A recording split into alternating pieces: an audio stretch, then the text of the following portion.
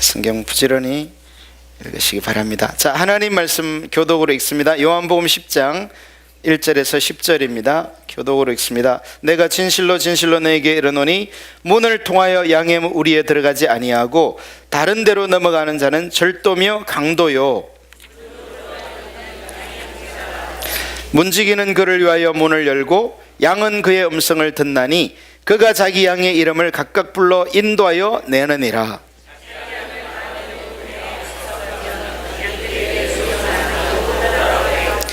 타인의 음성은 알지 못하는 고로 타인을 따르지 아니하고 도리어 도망하느니라.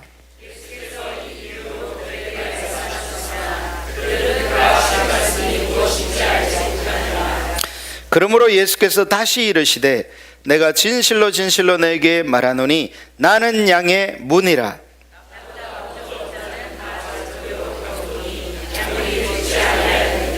내가 문이니 누구든지 나로 말미암아 들어가면 구원을 받고 또는 들어가며 나오며 꼴을 얻으리라.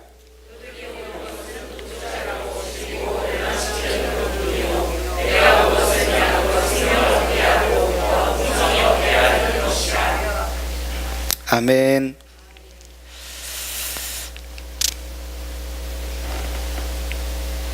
자, 예수님은 이 요한복음 10장 1절에서 10절에서 자신을 이 양의 목자로 비유하고 있습니다. 그리고 예수님을 믿고 따르는 하나님의 백성들을 양에 비유하고 있습니다.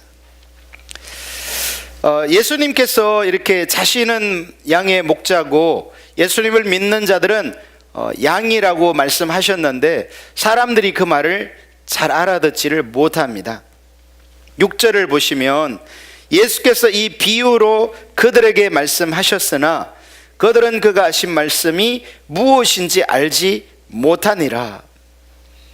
여러분, 그래서 이 요한복음 10장을 잘 이해하는 것이 우리의 신앙이 무엇인지를 잘 이해하는 중요한 길이 됩니다. 오늘 이 시간에 성령님께서 은혜 주셔서 이 하나님의 말씀이 잘 깨달아지고 비춰지는 은혜가 있기를 예수님의 이름으로 축복합니다. 우리가 크게 두 가지를 이해해야 되는데요. 자, 10장 1절을 봅니다. 내가 진실로 진실로 너에게 이르노니 문을 통하여 양의 우리에 들어가지 아니하고 다른 데로 넘어가는 자는 절도며 강도요. 여기 양과 목자가 있고 양의 우리가 있습니다. 우리나라는 이 양을 많이 키우는 그런 나라는 아니죠. 그래서 이 양의 이야기를 하면 문화적으로 이렇게 익숙하지 않아요. 뭐 소나 돼지 이야기를 하면 그래도 좀 주변에서 이렇게 자주 볼 수 있기 때문에, 또 시골에서 자란 분들은 소, 돼지를 키워봤기 때문에 잘 알죠. 그러나 양에 대해서는 이렇게 잘 알지 못하는데요. 이 양을 키우는 것과 소돼지를 키우는 것은 조금은 달라요. 뭐냐면은 이 양은 주로 이제 방목으로 키웁니다. 양들은 아침에 우리에서 이끌어내서 목자가 이제 지팡이를 잡고 앞으로 가면 양은 그 목자의 뒤를 따라가는 거예요. 양은 이렇게 저와 여러분이 이렇게 보는 것처럼 시야가 좋지 않대요. 바로 앞에 가는 것만 볼 수 있는 지독한 근시인데, 그래서 앞에 있는 양이 목자를 따라가면 뒤에 있는 양은 앞에 가는 양을 따라가는 거예요. 그래서 만약에 앞에 가는 양이 예를 들면 그런 일은 없겠지만 절벽에라도 떨어지면 뒤에 있는 양은 자동적으로 그 앞에 있는 양을 따라가다가 같이 떨어져 죽을 만큼 이렇게 무리지으려는 특성이 강한 짐승이 양이라고 합니다. 자, 그런데 이 요한복음 10장 1절에서는 예수님이 말씀하기를 내가 진실로 진실로 너에게 이르노니 문을 통하여 양의 우리에 들어가지 아니하고 다른 데로 넘어가는 자는 절도며 강도요. 그래서 예수님을 한편으로 목자로도 비유하고 계시지만 예수님은 자신을 양의 문이라 이렇게 표현하고도 있습니다. 예전에는 교회 이름이 양의 문, 양문교회 이런 교회 이름이 많았어요. 양의 문이라는 것은 예수님을 가리켜요. 그래서 성경은 이 땅에 구원의 문이 예수님밖에 없는 것을 우리에게 가르쳐주고 있죠. 할렐루야. 자, 여러분 한번 성경을 찾으셨어요? 사도행전 4장 12절을 보겠습니다. 사도행전 4장 12절 시작. 다른 이로서는 구원을 받을 수 없나니 천하 사람 중에 구원을 받을 만한 다른 이름을 우리에게 주시니리 없음이라 하였더라. 구원을 받을 유일한 이름이 뭐라는 거예요? 예수 그리스도라는 거예요. 예수 그리스도 외에 구원을 받을 만한 다른 이름을 하나님께서 우리에게 주시니리 없다라고 성경은 분명히 말하고 있어요. 그런 관점에서 이 사도행전 4장 12절을 이 요한복음 10장 1절과 연결시켜 보면 예수님만이 양의 문, 즉 구원의 문인 것을 알 수 있는 것입니다. 여러분 다시 이 양의 이야기로 돌아가면요, 양들은 우리에 이렇게 저녁이 되면 이제 양의 우리로 모여들죠. 그러면 목자가 그 양의 문에 서서 이름을 하나하나 부른대요. 마치 이렇게 우리가 애완개를 키울 때 이름을 지어주잖아요. 우리 옛날에 강아지 2마리 있을 때 흰둥이, 금둥이 이렇게 이름을 단순하게 지은 적이 있었는데 개 이름 짓는 것도 쉽지 않더라고요. 여러분 그런 것처럼 이 2000년 전의 목자들은 자기들이 키우는 뭐 양이 그렇게 많지는 않았다 그래요. 대단히 부유한 사람들은 양이 많았겠지만 일반적으로 양이 그렇게 많지 않았는데, 그래서 그 양의 문에 서서 이름을 부르면 한 마리 한 마리 양이 이제 그 우리 속으로 들어가는 거예요. 제가 어떤 동영상을 보니까 외국에서 그 동영상인데 개들이 이렇게 한 10마리가 이렇게 앉아 있고 주인이 이름을 부르면 한 마리씩 한 마리씩 이제 움직이는 그런 동영상을 본 적이 있거든요. 여러분 양들도 이렇게 익숙한 주인의 음성만 듣고 따르려는 그런 습성이 있다고 그래요.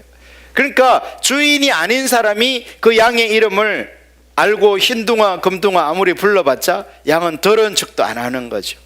그런데 주인이 부르면 기가 막히게 듣고 그 주인의 음성을 아는 거로 따라간다, 이렇게 표현하는 것처럼 양은 이제 그 음성을 듣고 양의 문으로 들어가고, 저녁에는 양의 문으로 들어가서 우리에 자고, 아침에는 다시 그 문으로 나와서 이제 꼴을 떠들어 나가는 거죠. 여러분 저와 여러분이 예수님을 믿을 때 예수님이 구원의 문이고 이 예수님 외에 어떠한 구원의 문도 없는 것을 깨달을 수 있기를 예수님의 이름으로 축복합니다. 제가 이렇게 목회를 하면서 우리 성도님들을 보면요, 지식적으로는 예수님이 구원의 문인 걸 잘 알아요. 그걸 믿죠. 아멘이에요. 그런데 정말 정작 성도님들이 그들의 삶에 의지하는 구원의 문은 뭐냐? 많은 경우에 성도님들은 자기들의 행위에, 내 행실이 거룩하고 선하고 의로우면 예배도 자신 있게 드리고 찬양도 기쁘고 감사하게 드리지만, 내 행동이 지난 한 주간 죄만 짓고 별 볼 일 없고 하나님 앞에 내세울 만한 게 없으면 예배가 어때요? 위축되는 거예요. 설교를 들을 때도 이렇게 다른 사람 뒤에 가려가지고 이 목회자와 얼굴을 안 마주치려는 사람은 뭔가 있어요. 정확하게 제가 딱 집어서 얘기할 수는 없지만 뭔가 마음속에, 아시죠? 예. 여러분이 영화관에 가가지고 다른 사람 뒤에 이렇게 있으려는 사람 있어요, 없어요? 그런 사람이 있으면 신경질 나죠. 앞에 막 덩치가 산만한 사람이 앉아가지고, 요즘은 뭐 극장 시스템이 이렇게 간격을 많이 둬서 그럴 일이 어지간해서는 없지만은, 그런 걸 좋아하지 않아요. 그러나 유독 예배에서만큼은 앞사람 뒤에 가리려는 사람이 있어요. 왜 그래요? 자신을 보기 때문에 그래요. 자신의 내면 안에 뭔가 떳떳지 못한, 뭔가 하나님 앞에 나아갈 수 없을 것 같은, 자신 없는. 왜 그렇습니까? 예수님의 십자가를 통하여서만 구원의 문으로 나아갈 수 있는데, 예수님의 십자가를 통하여 나아간다고 알지만, 지식이 알지만 내 삶의 행동이 그렇게 갈 수가 없는 것입니다. 사랑하는 우리 성도 여러분들에게 하나님께서 은혜를 주셔서 내 의가 아니라, 나의 행동이 아니라 예수님을 의지하여 구원을 받을 뿐만 아니라 예수님을 의지하여 하나님의 보좌 앞에 당당하게 나아갈 수 있음을 깨달을 수 있기를 예수님의 이름으로 축복합니다. 그러면서 성경은 이 양의 우리의 문을 통하여 들어가지 않으면, 그래서 다른 데로 넘어가는 자는 절도며 강도요, 도둑질하는 자요, 강도들만이 양의 문으로 들어가지 않고 다른 데로 넘어간다. 그러니까 예수님을 통하여 넘어가지 않는, 들어가지 않는 이 구원의 길은, 생명의 길은 없다는 거예요. 나중에 이 보면 알지만은요, 이 요한복음 10장에서 말하는 절도, 강도는 사단, 귀신을 가리켜요. 악한 영을 말합니다. 여러분, 우리의 신앙생활에 방해를 하고 하나님과 동행하지 못하도록 만드는 악한 영이 있다는 사실을 늘 염두에 두고 인식할 수 있기를 예수님의 이름으로 축복합니다. 참고적으로 이 악한 영들은 그러면 무슨 일을 하는가를 이 요한복음 10장 10절에 한번 보시면요, 도둑이 오는 것은 도둑질하고, 여러분, 양의 우리의 문으로 들어가지 않고 넘어가는 도둑질은 도둑질하러 양의 우리로 간다는 거예요. 또한 죽이고, 여러분, 양의 우리엔 사람 도둑놈만 다른 곳으로 넘어가는 게 아닙니다. 짐승들도 호시탐탐 양들을 노리고 있죠. 짐승의 입장에서는 양은 뭐 대항도 못하고 도망도 못 가는 그런 눈이 나쁜 짐승이니까 너무나 이렇게 잡아먹기 좋은 그런 대상이죠. 그런데 짐승들이 만약에 양의 무리에 들어오면요, 자기가 먹을 수 있는 양을 한 마리만 잡아가면 그래도 다행인데, 예를 들어서 늑대나 뭐 이런 맹수들이 양의 무리에 들어오면요, 그 우리 안에 있는 양을 대부분을 다 이렇게 한 번씩 물어서 죽입니다. 그래서 양의 우리에 이런 도적 같은 이런 이리떼들이 들어오면 그 양의 우리에 있는 양들은 다 죽게 되죠. 그래서 피해가 막심한 거예요. 주인이 아침에 일어나서 양의 우리에 가보면 기가 막힐 일이 일어나는 거예요. 이 양은 한 번씩 이렇게 목덜미 급소를 물어버리면 죽어버리기 때문에, 그 이리들이, 사나운 맹수들이 와가지고 자기가 먹을 한 마리만 이렇게 이성적으로 행동하지 않아요. 그냥 다 물어 죽이는 거죠. 그래서 성경은 도둑이 오는 것은 도둑질하고 죽이고 멸망시키려는 것뿐이요. 여러분, 제가 좀 전에 이 도둑은 그냥 짐승 혹은 사람 도둑만 가리키는 게 아니라고 했죠. 이 도둑이 누구라고 했어요? 사탄이요, 귀신을 영적으로 신앙생활을 방해하는 대상들이 있다. 성경은 그렇게 말하고 있잖아요. 그것을 도둑이라고 말하는 거예요. 여러분, 그러면 이 영적으로 우리의 신앙을 방해하는 이 영적 악한 영들은요, 우리의 신앙생활에 침투해서 뭐 하려고 한다는 거예요? 도둑질하는, 우리의 영혼을 도둑질하고 우리의 영혼을 죽이려 하고 멸망시키려는 것뿐이요. 여러분, 죽음과 멸망은 좀 달라요. 사람이 이 땅에서 죽는 것을 멸망이라고 하고요, 죽음이라고 하고요, 멸망은 죽음 이후에도 이 히브리서 11장 6절 같은 데를 보면 한 번 죽는 것은 사람에게 정하신 것이요 그 후에는 심판이 있으리니, 그래서 죽음 이후의 심판에 이 하나님 앞에서 이렇게 심판받고 중재받는 것이 멸망이에요. 사단의 이 회방과 공격은 우리의 영혼을 도적질하고 죽이고 멸망시키려는 목적으로 양의 문이 아닌 그 다른 곳으로 교묘하게 넘어들어와서 우리 영혼에 심각한 피해를 준다는 사실을 깨달을 수 있기를 예수님의 이름으로 축복합니다.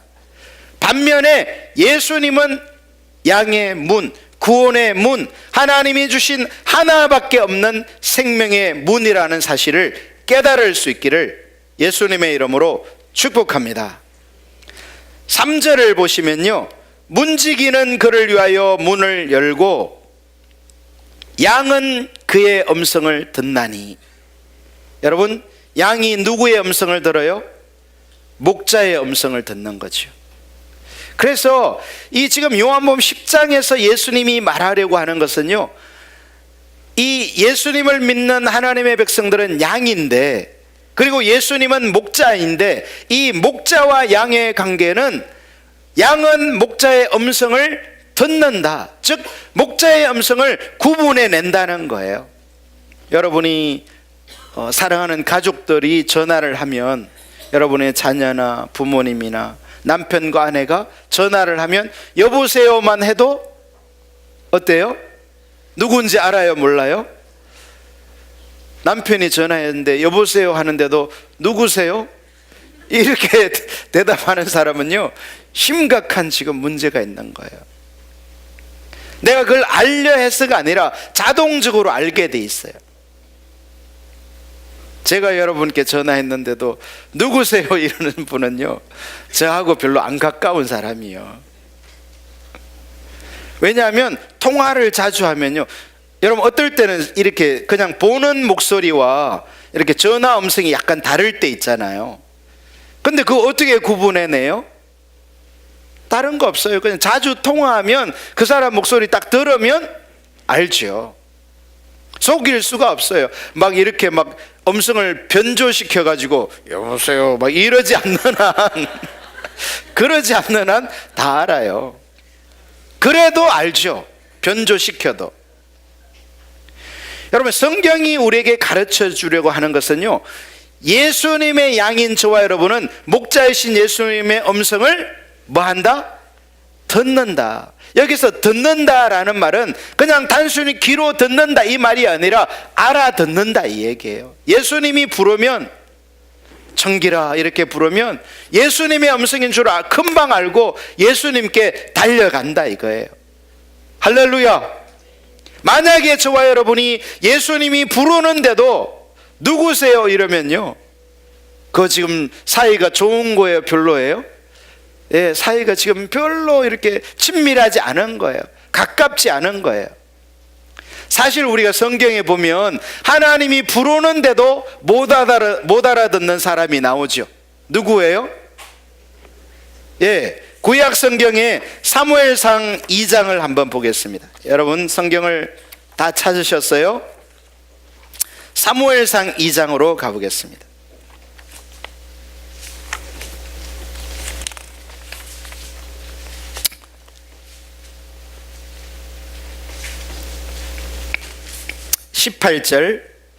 사무엘상 2장 18절. 사무엘은 어렸을 때에 세마포 에봇을 입고 여호와 앞에서 숨겼더라. 그러니까 이 사무엘이 태어나서요, 여러분 사무엘이 어떻게 태어났는지는 잘 아시죠?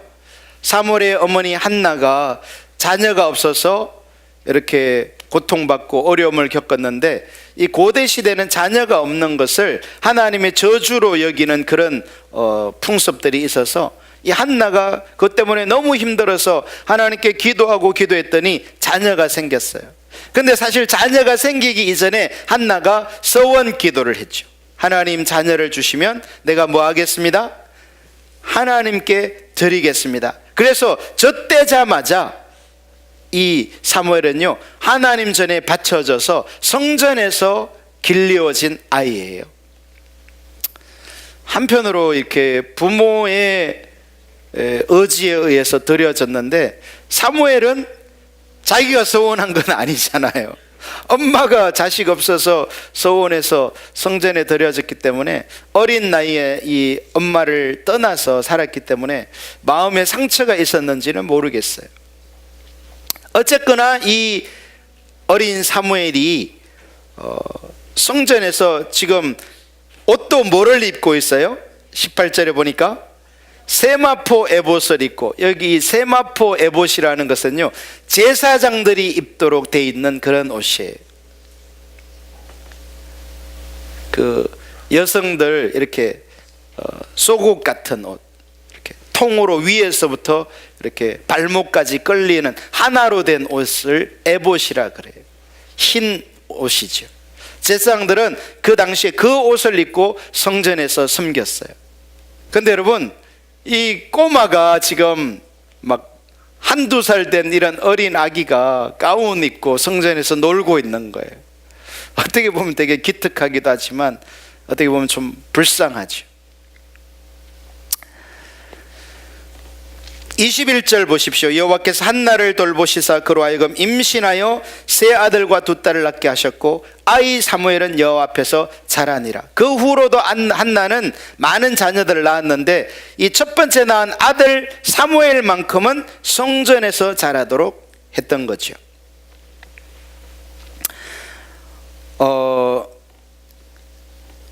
그런데 이 26절을 보시면, 아이 사무엘이 점점 자라매 여호와 사람들에게恩총을 더욱 받더라.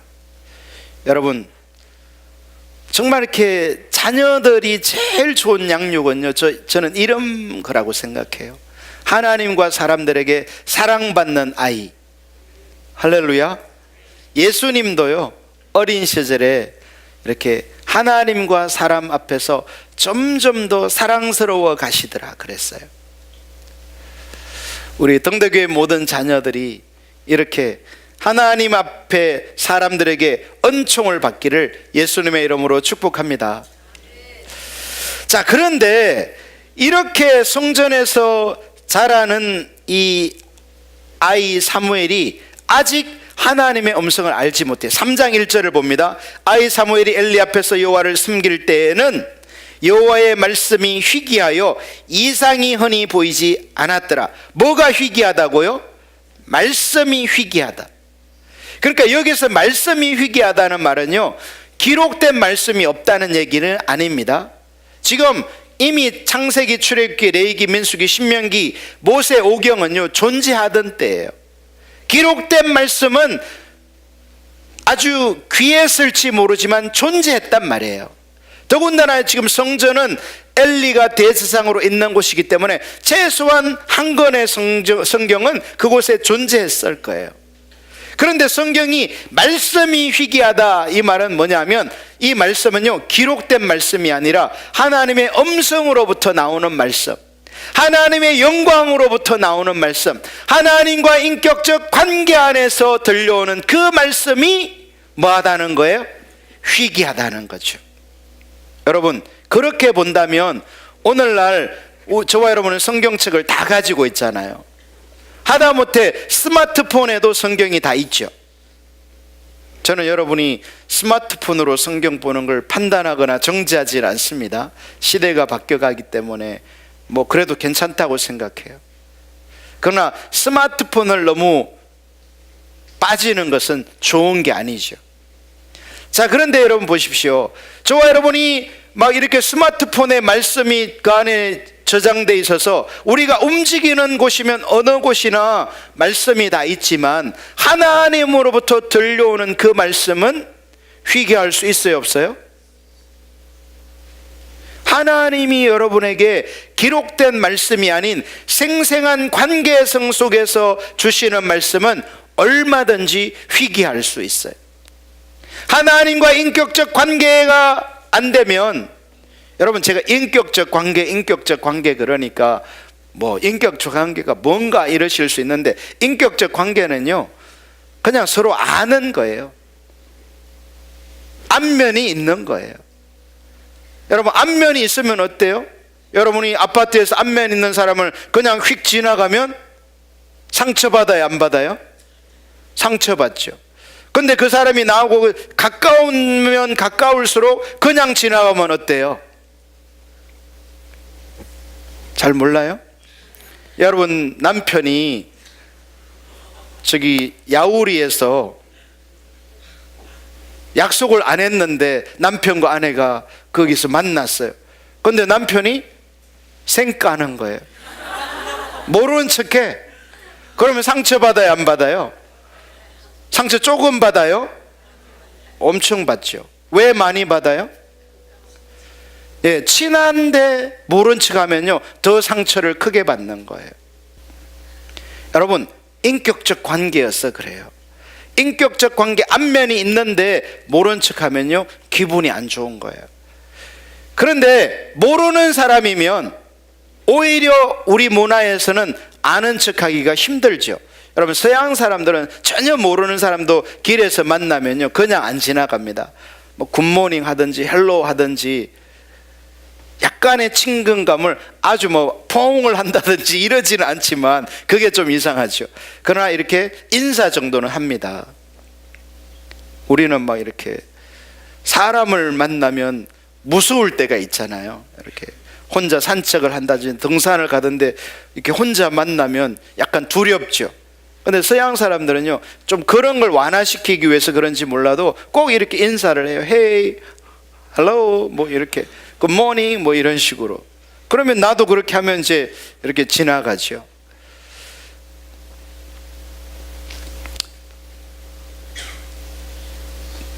대화가 있다는 것은요 나와 그의 사이에 사귐이 있다는 얘기예요. 교제가 있다는, 그게 그래 인격적 관계인 거예요. 그래서 이 인격적 관계는 깊이 아는 사이여야 하는데 모른 채 하게 되면요 그게 우리가 상처를 받게 되는 거예요. 여러분, 우리가 하나님을 믿는다는 것도요 하나님이 우리 육신의 눈에 보이지도 않고 손으로 만질 수도 있는 분도 아니지만 성경은 그 하나님이 인간을 창조하셨으며 인간과 사귐과 교제를 원한다고 가르쳐주고 있어요. 할렐루야. 그래서 요한복음에서는 이 예수님의 양들은 목자의 음성을 들으며, 음성을 듣는 게 신앙의 가장 중요한 요소예요. 할렐루야.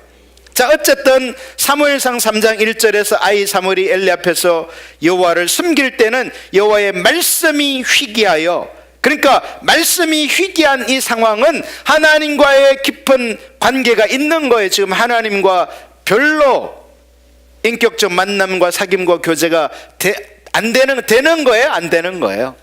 안 되는 거죠. 여러분이 그냥 지금 이 시간에 설교만 듣지 말고요, 나는 어떤가? 나는 살아계신 하나님의 음성을 들으며 나는 하나님의 말씀이 나에게 부어지며 하나님과 인격적 만남과 사귐과 교제가 되는 신앙인지, 아니면 내 신앙은 그냥 교리에 의한, 지식에 의한 신앙인지를 점검해 보시기를 축복합니다. 엘리의 눈이 점점 어두워가서 잘 보지 못하는 그때에 그가 자기 처소에 누웠고 하나님의 등불은 아직 꺼지지 아니하였으며, 여러분 여기 하나님의 등불이라는 말이 나오는데, 이 사실 지금은요 아직 그 엘리 제상 이때는 성전이 지어질 때는 아닙니다. 성전은 이제 나중에 솔로몬 왕 때 가서 지어지거든요. 그래서 이 엘리 제상 때는 이 성전이 어떤 구조였냐면 모세가 하나님으로부터 계시받은 장막, 텐트가 존재할 때예요.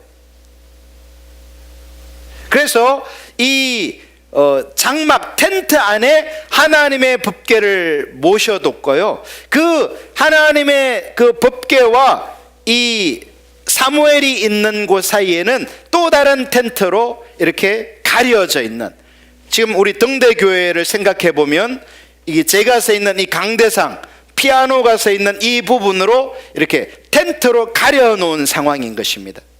뭐 그렇다고 해서 이 교회가 뭐 그런 지성소가 있고 성소가 있고 그런 건 아닙니다. 여기는 그냥 예배하는 장소일 뿐이거든요.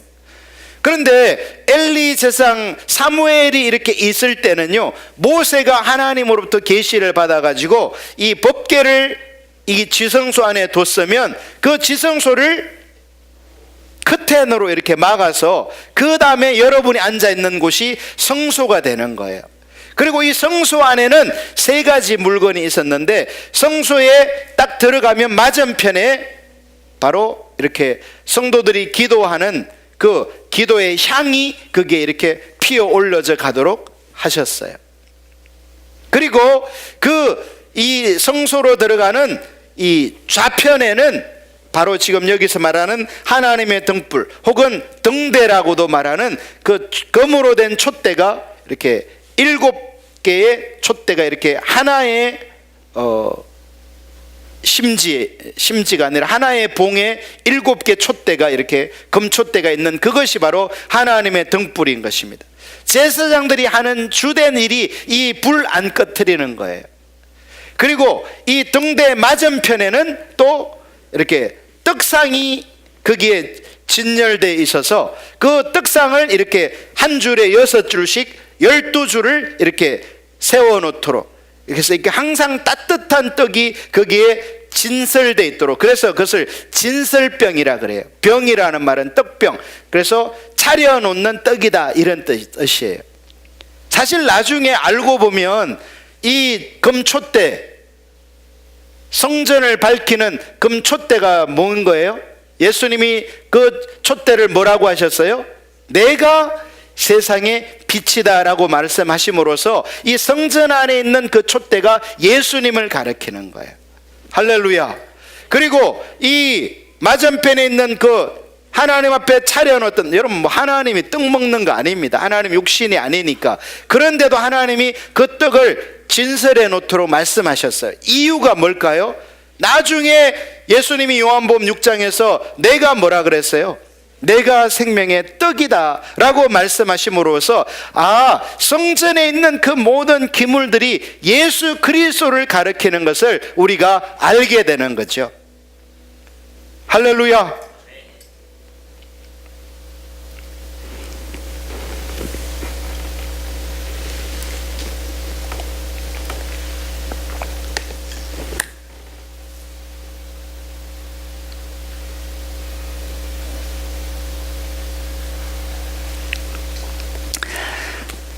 하나님의 등불은 아직 꺼지지 아니하였으며 사무엘은 하나님의 궤 있는 여호와의 전 안에 누웠더니, 그러니까 사무엘은요 이 어린 나이에 여기서 말하는 궤 있는 전 안에가 지성소를 의미하는지 아니면 성소를 의미하는지는 불분명한데, 이 지성소 법궤가 있는 곳에는 아무나 들어가는 곳이 아니에요. 거기는 대제사장 엘리조차도 1년에 한 번밖에 못 들어가는 곳이에요.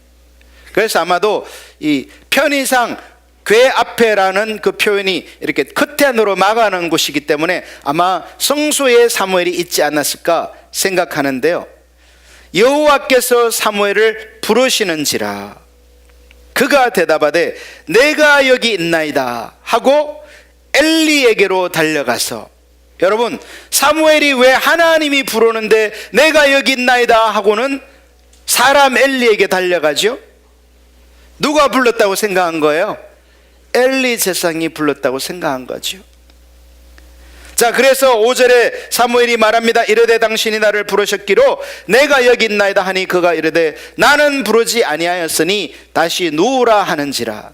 그가 가서 누웠더니, 여러분 저는 한편으로 이 성경을 보면서요, 참 사무엘이 참 이 훈련이 잘 된 어린이구나, 참 이렇게 심성이 하나님이 그를 쓸 수밖에 없는 사람이구나, 그런 생각을 한편으로 여기서 해요. 왜냐하면 제가 보면요, 우리 딸들을 아침에 깨울 일이 간혹 있으면 깨우기가 정말 쉽지 않습니다. 불러도 대답 없는 이름이요, 부르다 내가 죽을 이름이요. 잘 안 일어나요. 근데 사무엘은요, 그 성전에서 자다가 사무엘아 사무엘아 부르는 소리에 내가 여기 있나이다 하고는 누구에게로 즉각 달려갔어요? 엘리 제사장에게로. 엘리 제사장이 불렀어요, 안 불렀어요? 부르지도 않았어요.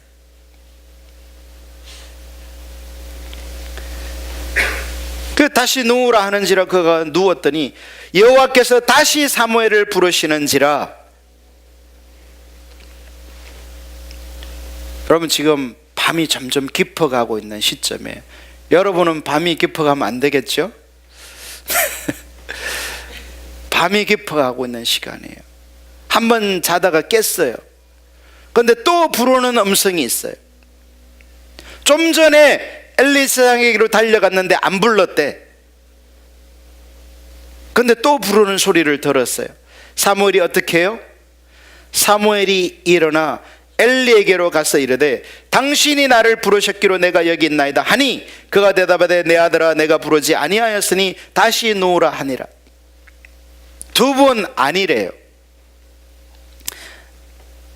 자, 이 일이 왜 일어나는지 7절을 보십시오. 사무엘이 아직 여호와를 알지 못하고 여호와의 말씀도 아직 그에게 나타나지 아니한 때라. 여러분, 여기 보면요, 하나님을 아는 것은 뭐를 하는 거예요? 하나님의 말씀이 그에게 나타나는 것, 즉 들려지는 것을 말해요. 인격적 관계는 대화라는 게 있는 거예요. 제가 아까 말했잖아요. 친할수록 아는 체하고 대화가 있는 거예요. 여러분, 가정 안에서 대화가 실종된 가정, 위기의 불이 깜빡깜빡 하는 거죠. 저는 우리 등대교회 모든 성도의 가정에 대화가 회복되기를 예수님의 이름으로 축복합니다. 여러분, 대화라는 것은요, 가정의 대화는요, 한 집에 살기 때문에 한 솥에 밥을 먹기 때문에 대화가 있는 게 아니에요. 밥 달라, 물 달라, 이런 대화 말고요. 그런 건 대화 아니에요. 제가 말하는 대화는요, 마음과 마음을 나누는, 마음과 마음이 통하는, 그게 대화예요. 그러니까 어떨 때는요, 대화는 굳이 말이 없어도 뭐가 통하면 되는 거예요? 마음과 마음이 통하면 그게 대화가 되는 거예요. 근데 가정 안에서 이 절벽이 너무 심해. 아내는 이렇게 말하는데 아내는 A라고 말했는데 남편은 B로 알아들어. 이거 지금 단절이 심각한 거죠. 대화가 회복되기를 예수님의 이름으로 축복합니다. 여러분, 신앙은 하나님을 아는 거예요. 그런데 하나님을 아는 것은 뭐냐? 성경에 의하면 그것은 하나님의 음성이 들려지는 거예요. 다시 말해, 하나님의 마음이 들려지는 거예요. 마음이 통해지는 거예요. 여러분이 교회를 10년 다녔는데도 난 하나님의 마음이 뭔지 모르겠다. 뭘 말해요? 하나님과의 관계에 단절을 의미하는 거예요. 하나님과 사귐과 교제가 안 되는 거예요. 예수님이 분명히 요한복음 10장에서 말했잖아요. 내 양은 나의 음성을 들으며. 예수님을 믿는 건 예수님의 음성을 듣는 거예요. 할렐루야. 자, 그래서 사무엘이 아직 여호와를 알지 못하고 여호와의 말씀도 아직 그에게 나타나지 아니했기 때문에 하나님이 부르는데 자꾸 사무엘은 누구에게로 가는 거예요? 엘리 제사장이. 자기를 부를 사람은 엘리밖에 없다 생각해서 자다 일어나면서 달려가는 거예요. 귀한 성품이에요. 8절 봅니다. 여호와께서 세 번째 사무엘을 부르시는지라 그가 일어나 엘리에게로 가서 이르되 당신이 나를 부르셨기로. 여러분, 저 같으면 성질 나서라도 안 갈 것 같아. 두 번이나 자다가 일어나서 갔는데 안 불렀대. 그럼 세 번째 부르면 이번에도 아니겠지 하고 이렇게 꼼지럽될 수 있잖아요. 근데 사무엘은요, 여지없이 일어나가지고 엘리 제사장에게로 달려가는 거예요. 자다가도 제사장이 불렀을 때 그는 세 번씩이나. 여러분, 정말 이렇게 신앙생활을 잘하고 싶으세요, 여러분? 아멘? 그러면요, 권위자와 좋은 관계를 가지세요. 여러분이 권위자와의 관계에서 상처가 있는 분들은요, 신앙생활 잘하고 싶어도 안 됩니다. 권위자는 누구냐? 여러분에게 제일 권위자는요, 부모님이에요. 여러분이 어린 시절부터 집에서 이렇게 먹고 자라고 자고 했던 그 관계 속에 엄마 아빠가 여러분의 권위자예요. 그런데 이 엄마 아빠와의 관계가, 우리 예전 사람들은, 예전 부모님들은 자식들에게 사랑한다 이 말 안 했잖아요. 저도 한 번도 못 들어봤어요. 제 엄마 아빠한테 청길아 내가 너를 사랑한다 하면서 이렇게 안아준 적 한 번도 없어요. 뭐 구형제였기 때문에 그럴 수도 없었고요. 우리는 뭐 그저 치열하게 그냥 내 밥그릇 해결하는 게 사느냐 죽느냐의 문제였기 때문에 뭐 사랑한다 아마 여러분들도 50대 이상 되신 분들 부모님이 여러분에게 사랑한다는 말 들어본 적 있으세요? 잘 없죠. 우리 한국 문화에서 그런 게 없었어요. 여러분, 이 자녀들은요, 사랑한다는 말을 많이 들어야 돼요. 말뿐만 아니라 그 느껴오는 느낌이 있어야 돼. 사랑의 느낌. 이게 있으면요, 이 아이가 성품이 좋은 자녀가 되는 거예요. 모나지 않아요. 누구에게도 이렇게 포용하고, 그 사람이 무슨 말을 하면 뭐 어리숙해서 이렇게 듣는 차원이 아니라 있는 그대로 받아줄 줄 아는 사람이 돼요. 수용적이 되죠. 그러나 이렇게 상처를 받고 이렇게 부모님과의 관계가 막 부모님이 지나치게 엄격했다거나 막 이렇게 좀 지나치게 가부장적이었다거나 이러면요, 이 자녀들의 마음속에 상처를 받아서 누가 뭐라고 말하면 잘 안 들으려는 경향이 생겨요. 신앙에도 영향을 미칩니다. 그래서 여러분들이 하나님을 잘 못 믿는 분은요, 어쩌면 어린 시절에 부모님에게 충분한 사랑을 못 받았을 수 있어요. 대부분 그랬겠지만 그것이 강한 영향을 미쳐요.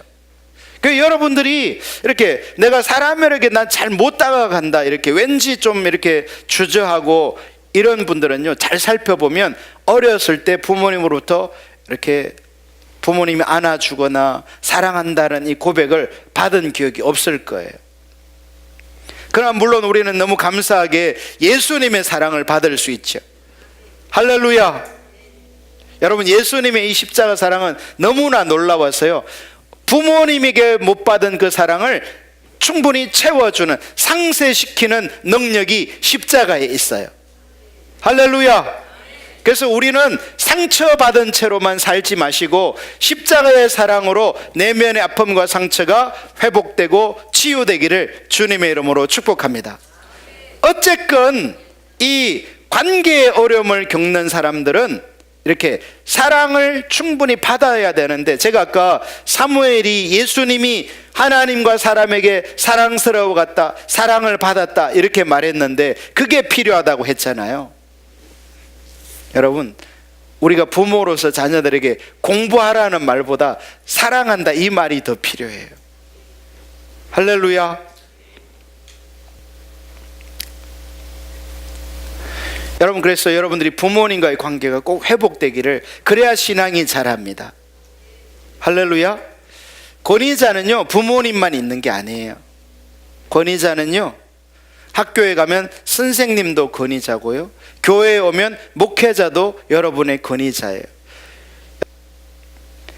권위자와의 관계가 회복되기를 예수님의 이름으로 축복합니다. 사무엘은 그런 측면에서 본다면 엘리사장이 불렀을 때 자다가도 이렇게 달려가는, 꼭 그것이 엘리사장과 좋은 관계였다는 걸 의미하지는 않지만 최소한 이 사무엘의 마음속에는 그런 어떤 이런 한계가, 제한이 없는 것을 보게 돼요. 자, 어쨌든 이 엘리가요, 여러분, 엘리도 경험 많은 사람이고 대제사장으로 영적 세계를 책임졌던 사람이에요. 비록 지금은 타락해서 하나님의 음성도 안 들려오고 지금은 하나님과의 관계가 끊어져 버렸지만 그는 그 모든 것을 다 경험했던 사람이에요. 경험이 있었기 때문에 이렇게 3번이나 자다가 부르셔서 내가 왔습니다 라고 말하는 그 꼬마를 보면서 딱 스치는 게 있었어요. 그래서 엘리가 9절에 알려줍니다. 여러분, 이 아주 중요한 말이 사무엘상 3장 9절이에요. 엘리가 사무엘에게 이르되, 8절을 마저 보죠. 당신이 나를 중간 부르셨기로 내가 여기 있나이다 하니 엘리가 여호와께서 이 아이를 부르신 줄을 깨닫고, 하나님이 지금 사무엘의 삶 속에 개입하고 찾아오는 것을 누가 깨달았어요? 엘리 지상이 깨달았어요.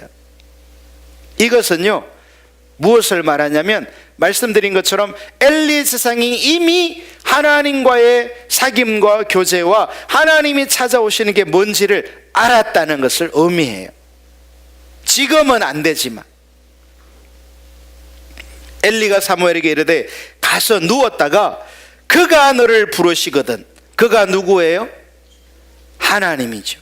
여호와 하나님이 너를 네 번째 부른다면은 네가 말하기를 여호와여 말씀하옵소서, 주의 종이 듣겠나이다. 자, 따라합시다. 여호와여 말씀하옵소서, 주의 종이 듣겠나이다. 여러분, 신앙생활은 다 이 한마디에 모든 것이 다 포함되어 있어요. 여호와여 말씀하옵소서.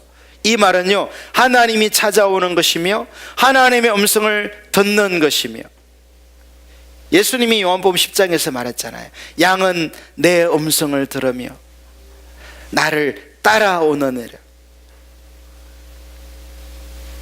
예수님이 말씀하신 그 말씀을 깊이 생각하셔야 돼요. 여러분, 구약에서도 엘리 지상은 사무엘에게 찾아오시는 하나님 앞에 여호와여 말씀하옵소서, 주의 종이 듣겠나이다. 신앙생활은 이 두 가지로 다 묘사할 수 있어요. 여러분의 신앙이 정말 아름답고 귀한 신앙이 되려면요 이 두 가지가 돼야 돼요.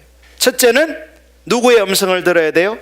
하나님의 음성, 하나님과의 관계가 열려져야 돼요. 여러분, 어떻게 신학교를 가야 되는지 압니까? 성적 안 좋으면 가는 학교가 신학교예요? 그러면 망하는 거예요. 일생이 괴로워요. 그런 사람은 어떻게 신학교에 가는 줄 알아요? 누구의 인도를 받아야 돼요? 하나님의 부르심. 하나님께서 그 마음속에 신학을 해야 한다는 견딜 수 없는 부담감을 주시는 것이 하나님의 부르심이에요. 그러면 신학교 졸업할 때가 됐어. 이제 4년 끝나고 대학원 3년이 끝나고 이제 어떻게 해야 돼? 사역을 해야 되는데 선교사로 갈지 개척을 할지 부교육자로 갈지 아니면 세상의 직업을 택할지 어떻게 압니까? 그냥 상황이 그랬으니까 그렇게 한다고요? 그러면 망하는 거예요. 누구의 인도를 받아야 돼요? 하나님의 인도를 받아야 돼요. 여러분, 저는 이 신학교를 졸업할 때 4학년, 그때는 이제 신학교를 졸업하면 안수를 받을 때예요.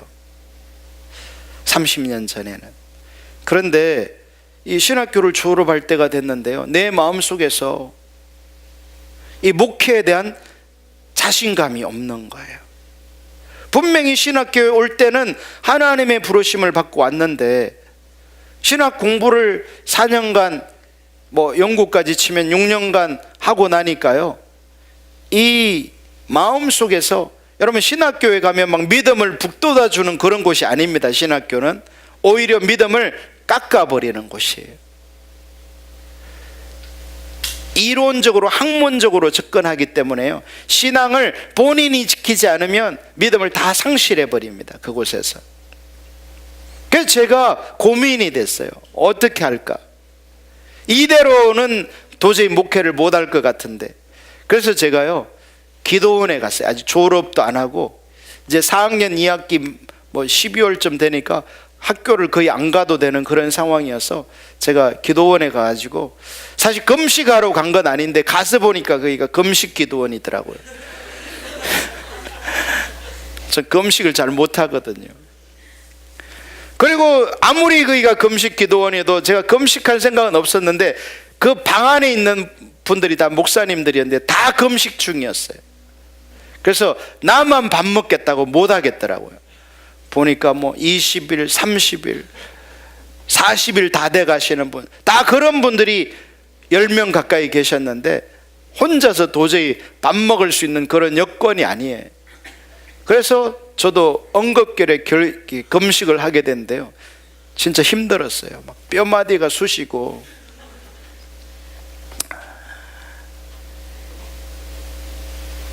근데 너무나 감사하게 18일째 됐는데요, 내가 이렇게 기도하려서가 아니라 잠이 안 오고 배가 고파가지고 힘이 없고 뼈가 쑤셔가지고 성전에 이렇게 엎어져 있는데 하나님께서 저에게 찾아오시더라고요. 감사하죠. 그래서 제가 다시 목회를 해야 되겠다. 여러분, 하나님의 부르심이 있어야 목회의 길을 가는 거예요. 할렐루야. 그게 아닌 분들은요, 더 기다리셔야 돼요. 더 주님을 찾아야 돼요. 사무엘에게 주님이 찾아오셔서 말씀하시는 것을 듣는 것이 신앙의 첫 번째고요. 두 번째는 주님이 말씀하시면 뭐라고 대답하라고요? 주의 종이 듣겠나이다. 여기 듣겠나이다 라는 말은 듣고 순종하겠습니다 이런 말이에요. 여러분, 우리 기독교 신앙의 핵심은 뭐냐? 살아계신 인격체 하나님으로부터 듣고 그분께 순종하는 것이 신앙인 것을 깨달을 수 있기를 예수님의 이름으로 축복합니다. 그래서 우리의 삶에요, 우리 등대교회가 정말 중요한 일들을 결정함에 있어서 이게 정말 등대교회의 이 어떤 중대한 일이다 할수록 하나님으로부터 듣고 하나님의 뜻을 분별하는 것이 절대적으로 필요해요. 우리 등대교회 모든 성도 여러분들에게 하나님의 음성 듣는 귀가 활짝활짝 열려지기를 예수님의 이름으로 축복합니다.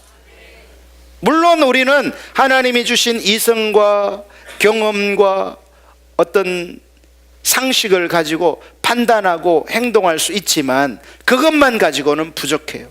기독교 신앙은, 성경은 분명히 하나님께 듣고 하나님께 순종하는 것이 신앙인 것을 가르쳐주고 있는 것입니다. 아멘. 자, 이 이해를 가지고 다시 요한복음 10장으로 가봅니다. 3절, 문지기는 그를 위하여 문을 열고 양은 그의 음성을 듣나니. 양은 그의 음성, 예수님의 음성을 듣는다는 거예요. 저와 여러분이 예수님의 양인 줄로 믿습니다. 예수님을 믿은 사람은 예수님의 양이 되는 거예요. 여러분이 예수님을 안 믿는다면 모를까, 예수님을 믿는 사람은 예수님의 양이 되는 거예요. 아멘. 그런데 예수님의 양은 뭐 하는 거다? 그의 음성을 듣나니. 예수님의 음성을 듣는 것이 양의 특징이라는 거예요. 할렐루야. 그가는 예수님이죠. 자기 양의 이름을 각각 불러 인도하여 내느니라. 즉 예수님은요, 양인 저와 여러분의 이름을 안다는 거예요, 모른다는 거예요? 안다는 거예요. 여기 이름을 각각 부른다는 것은요, 우리의 형편과 처지와 상황을 그분이, 주님이 다 아신다는 거예요. 여러분이 신앙이 예수님 바라보는 신앙 되기를 주님의 이름으로 축복합니다. 자, 이렇게 음성을 듣고 이름을 불러 인도하여 내게 되면요, 4절, 자기 양을 다 내놓은 후에 이제 우리 바깥으로 나서서는 앞서가면 양들이 그의 음성을 아는 고로 따라오되. 할렐루야. 양과 목자는요, 목자의 음성을 뭐 하는 거예요? 듣고 알기 때문에 누구를 따라가는 게, 목자를 따라가는 게 신앙생활이라는 거예요. 예수님을 따라가는 거예요. 아멘.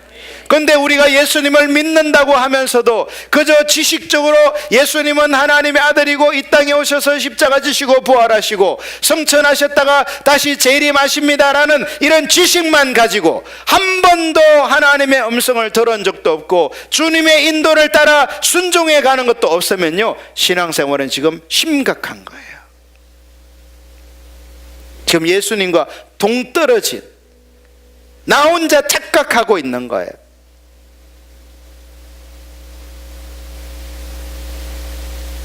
여러분의 신앙이 어느 자리에 있는지 하나님의 말씀에 비추어 볼 수 있기를 주님의 이름으로 축복합니다.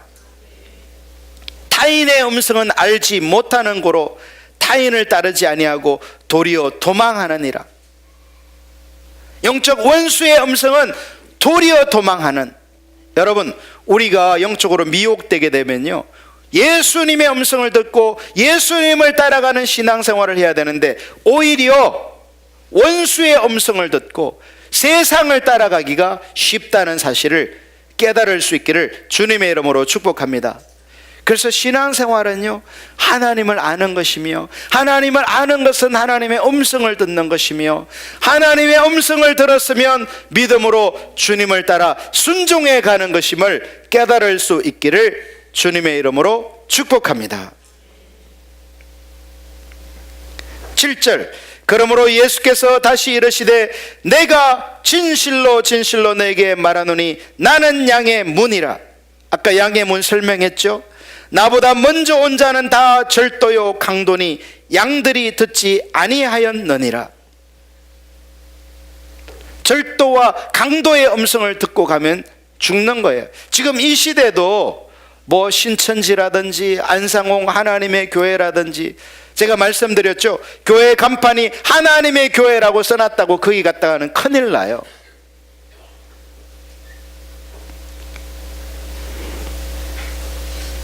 그런 것뿐만 아니라 사단의 원수 마귀는 끊임없이 우리를 죽이고 멸망시키고 영혼을 훔치기 위해서 목자가 아닌데도 우리를 따라오라고 유혹하고 있는 거예요. 사랑하는 우리 등대교회 성도 여러분에게 영적 분별력이 부어져서 예수님의 음성만 듣고 예수님만 따라갈 수 있기를 주님의 이름으로 축복합니다.